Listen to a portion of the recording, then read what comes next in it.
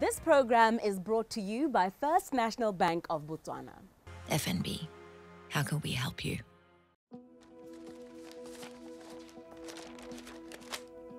When running a business means Where did I put that receipt?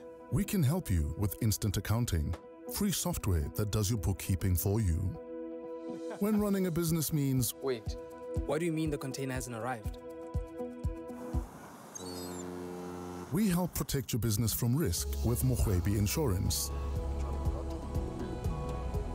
And when it means How do we pay our staff that don't have bank accounts? we help you make multiple payments directly to people's phones with e-wallet bulk send. At FNB, we're constantly innovating to help business owners at every stage of their journey. The Minister of Finance and Economic Development, Dr. Thapelo Mateka, delivered the 2020-2021 national budget, which spoke of, amongst other important issues, the need for the private sector to lead in the economic development of Botswana in efforts to transform the economic outlook of the country from middle to high income. As is the norm each year, First National Bank Botswana held the 26th edition of the FNB Budget Review, where economic thought leaders and those in the business community engaged with key representatives from government institutions to deliberate on the budget speech under the theme New Frontiers, the Quest for Revolutionary Transformation. This year's budget speech, as delivered by the Honourable Minister, articulated the need to transform Botswana from middle income to high income status. It also highlighted the need to transform the economy from a resource-based one to a knowledge-based economy.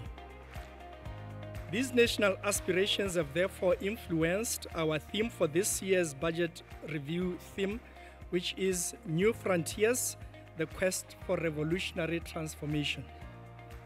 It is interesting that 2020-2021 financial year marks the beginning of the second half of NDP 11 implementation, which offers us an opportunity to reflect on where we are coming from as a country and guides us to map out a new agenda for economic transformation.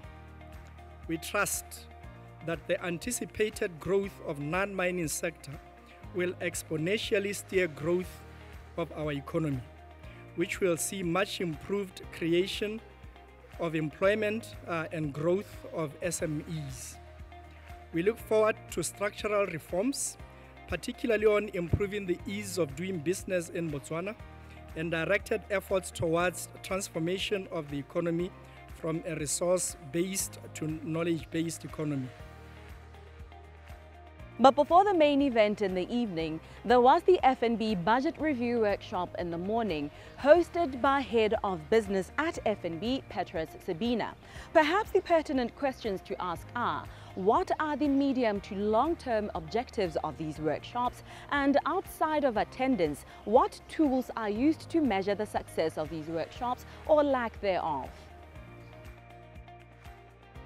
The main objective of the session was just to come and break it down and have engagement with the direct beneficiaries or the business that are affected mainly by this particular budget speech by inviting various experts across the spectrum to come and really unpack it for the audience. It was important that SMEs are brought to a level of understanding of the opportunities that are available through this particular budget speech of this 2020-2021. And then we came down to another session, which was the first time we introduced it, we called the speed mentoring, where we brought experts in the bank to come and share certain tips around doing business, especially for SME. Why tips for this group of entrepreneurs? Usually SMEs are one-man shows. Oftentimes they don't have the luxury of advisors like in a corporate world where you would have your auditors, lawyers, and everyone, a whole group of people advising the strategy or the directors or the shareholders. In this instance, I think it was beneficial because we touched certain pertinent issues such as your cash flows, your legal framework in terms of what things should you consider as doing business in the legal environment of doing business. When you create that environment, there's a whole lot of details that really come out of this engagement. We've had certain issues that would not ordinarily be clear or detailed in the budget speech really been discussed to understand common understanding of the man on the ground. Yeah, so we're able to break down certain jargons, economic jargons that ordinary person sitting in a corner there running a small business would understand, but through this engagement we're able to bring it down. But again, it offers the business to also suggest. I know there's a platform through associations that they suggest, but there's another, I mean, you hardly ever get an opportunity where an SME can really directly ask the commissioner of BRS on certain things. We sit here comfortable and happy that those key stakeholders that we invite into these, such as your BRS, your Ministry of Trade, your Ministry of Finance, they do take this feedback and go back and incorporate in their plans. And so these healthy engagements are quite essential.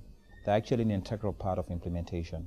We have to review and review frequently up until we are comfortable that we are on the right path as a nation. You were just now speaking about going back to review your strategies and all of that. As far as these workshops are concerned, what measure or evaluation tools are you using to measure the success of the workshops or lack thereof? I think at the moment, the first success is actually the attendance. The second level of success that we're looking at is at the level of engagement.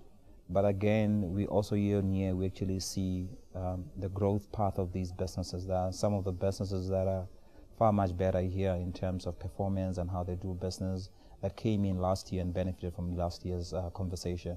However, I wouldn't say there's been a technical tool that would really say we actually track whether people are implementing, but I think it's more to do with public education. We as FNB also, we are excited to be part of Education the Nation because we need to educate people. Certain things don't happen because people don't know.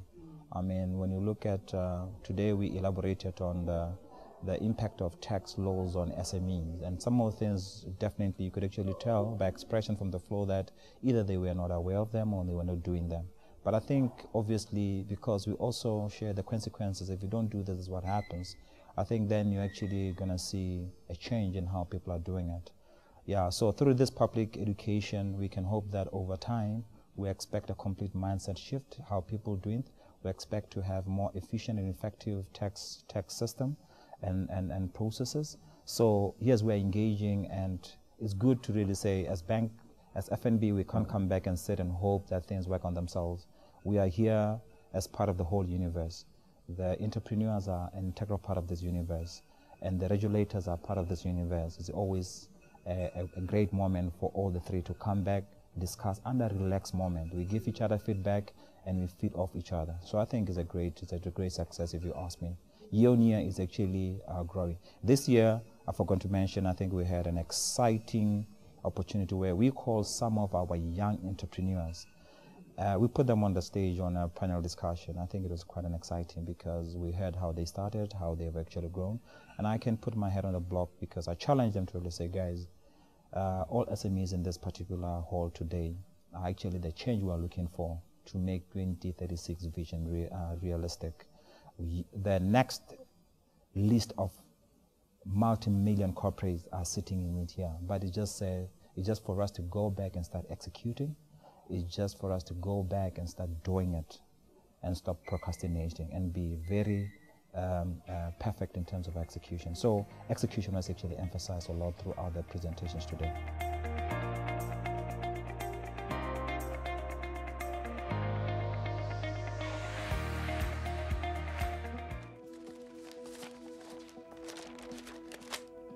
When running a business means Where did I put that receipt? we can help you with instant accounting, free software that does your bookkeeping for you. When running a business means Wait, what do you mean the container hasn't arrived? we help protect your business from risk with Mohwebi Insurance. And when it means How do we pay our staff that don't have bank accounts? we help you make multiple payments directly to people's phones with e-wallet bulk send. At FNB, we're constantly innovating to help business owners at every stage of their journey.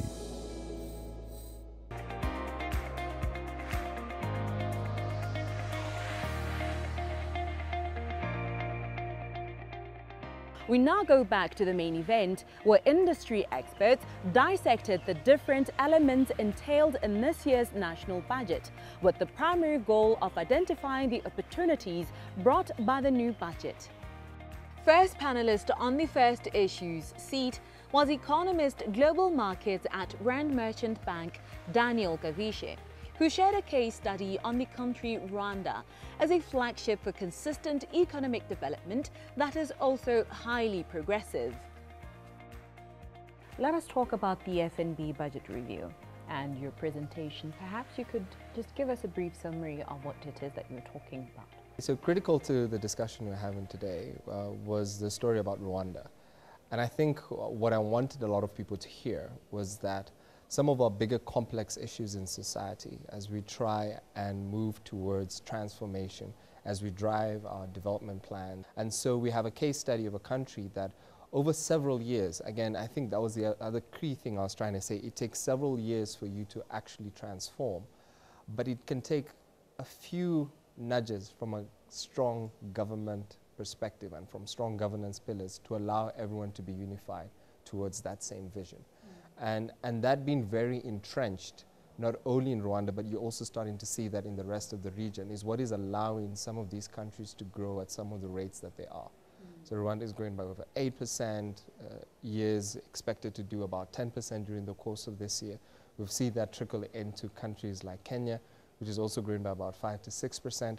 So you have that multiply effect because people have learned that if you have a common vision, an easy one, one that you can work with, not one that is too wordy for a lot of people, it becomes harder for you to implement.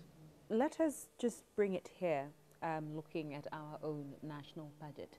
The key factors and pointers that you think that we should be focusing on at this point, which are they? Potentially procurement. I don't think people understand the backbone of a lot of our government operations sits in that one specific division, irrespective of country. And the more efficient it is, the faster you can implement a lot of your capital projects, development projects, doesn't matter what you want to name it, because it's a system that's anchored with a bigger portion of the economy, specifically for a lot of our countries where you still have that massive dependence on government. Now the story can change if we can show in a few years' time a case study where government intervention in the Botswana instance is only 15% or 10%. But at this state right now, where there's so many linkages, that office needs to be top of mind, combined with other policies which I think the minister has reiterated on that are critical on your investments and also on PPP. These are overarching policies which a lot of countries don't necessarily have, and it's good that Botswana does have them. But we literally need to just start doing it. We need to actually start saying and doing the things that we said we would do. And I think that is the clarion call right now for this specific budget, because it has everything that you expect it to have. It's got something for SMEs, it's even got something for the Minister of Tax, it's got something for the youth, it's got a clear vision that it ties between now and where it is the country is going. But if there is no implementation, specifically also with procurement process, if that is faulting, you get into a world of problems. I'm very happy that you are talking about an economy that is heavily dependent on government. So the key area really, or the driving force behind this particular national budget speech, was that the private sector needs to have a bigger hand in driving the economy. What sort of functions do you think the private sector could play in seeing that become a reality? I think there's several. The first key for a lot of private enterprises is to make sure that the legal environment is not tedious and it's not lengthy in time. And what I mean by this is your basic starting up a company, as an example. So how long does that process take? Do I need to only go into one office, or do I need to go to 6 offices? In other processes, people often ask a bigger question is that, are there middlemen who could be avoided? And these are critical questions that private sector battles against in various countries, and even closer to places like Botswana, where we sit. And so these are things which need to be completely eradicated. And one of the critical thing that we find in both a Rwanda and a Mauritius is that one-stop shop for a lot of international investors as well. Because what we find is that what you make easier for your domestic market, you likely also make easier for investment market. And so we have to rely and listen to some of the complaints that a lot of the local businessmen are telling us to be able to get guidance as to what it is they need to do. Entering the fold as a private business, great. A policy states that you should be more involved in the economy. As a business owner, often at times you don't even know what that means, simply because all you see are these bottlenecks and structures, especially if you're coming from outside. So to be private-led actually means to relax a lot of your regulation from a government perspective, to allow for easy compliance. And then very critical for our generation, of course, is digitization and digitalization. Both of these two need to go hand in hand because a lot of processes right now can be seamless and cost effective if they're done on the web.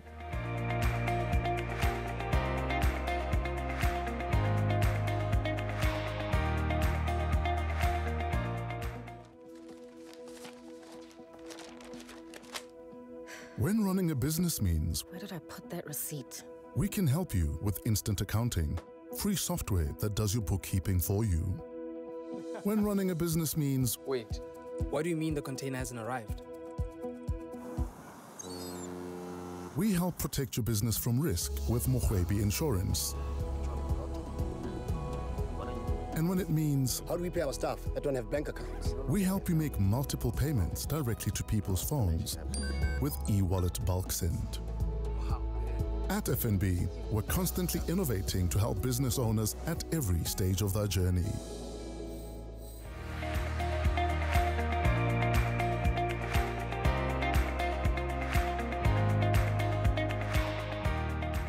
Welcome back to the program. To conclude this evening's insert, we spoke to Managing Director at eConsult, Dr. Keith Jeffries, to give us his thoughts on the 2020-2021 budget speech, highlighting a need to improve on efficiency and compliance, especially on issues of tax. I thought the budget speech was pretty good. Said a lot of the right things.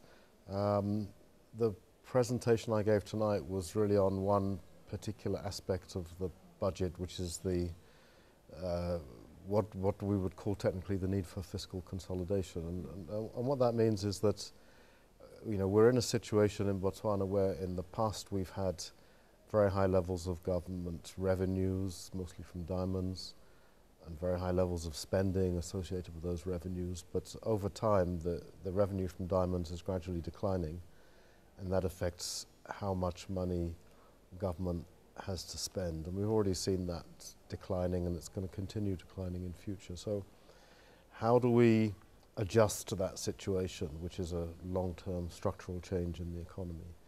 And really what it means is that government's going to have to get smaller in terms of its economic role and its spending. There's a lot of scope for government to improve the effectiveness of its spending. So even though it's in the long term is going to have to spend less, it doesn't mean that it has to do less, because at the moment there's quite a lot of waste and inefficiency. We spend a lot of money on education and health, but the results we get are not really commensurate with the money we spend. As diamond revenues decline, we need to look for other ways of raising revenue, whether it's more efficient tax collection, cost recovery, and it may be necessary in future to introduce some new taxes or have higher tax rates. Speaking of effectively collecting taxes, how much is the BRS collecting per year versus that target, or how much they wish to collect? They're the main revenue collector on behalf of governments. Some revenue goes straight to government from, say, its shareholding in Debswana and things like that. But BRS collects something in the region of 40 billion pula a year, which is quite a lot of money. Mm-hmm. Some of that is from domestic taxes like income tax and VAT, and I think that's where we are a bit weak, in that we're not collecting as much as we should given the tax rates that we have. So the efficiency of tax collection could be improved. So you know, we have a 12% VAT rate, but we don't collect 12%. Speaking of room for improvement, you know, and trying to look at ways to bring in more money, there's the issue of digital tax, for lack of a better word, like for e-commerce, for example. How does not collecting from those avenues affect us as a country and our coffers? Well, that's an interesting area, and it's not just us, of course. I think everybody's grappling with that. Because, of course, you know, if we buy digital products, we download them over the internet. It's not like a parcel coming from Amazon through the post where we pay import duty. I think, you know, to be honest, at the moment, I think it's relatively small. I don't have figures, but my feeling is that the amount of digital imports, if you like, is fairly small relative to the level of physical imports. And obviously, some of the big countries are dealing with this just by imposing taxes directly on the companies that operate in those countries. So the UK is threatening to introduce a digital tax on the likes of Netflix and Amazon, etc., on their turnover rather than on their profits. Now, you can do that because those companies have subsidiaries in those countries. But where they don't have subsidiaries, it's a bit of a problem. So I think it's a long-term issue that we have to address. I don't think it's a particular problem in terms of magnitude right now, but obviously as the digital economy grows, it's something we have to address. And maybe it's something that can be better addressed through international action, so collectively. You can imagine if the UN was involved, then maybe they could collect some taxes and then distribute them to different countries. So I think it's something where international action is needed. Thank you for tuning into First Issues. Do join us again next week for an in-depth presentation on the Rwanda economic transformation, a story about hope and determination after rising from the ashes of civil war turmoil. Till then, good night.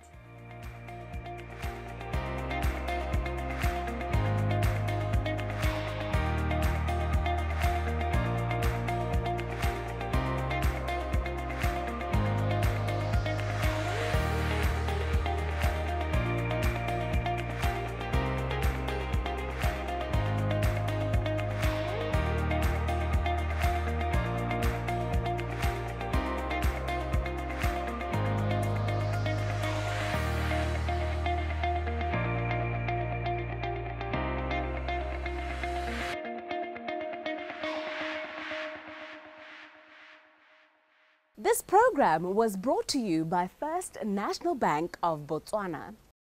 FNB, how can we help you?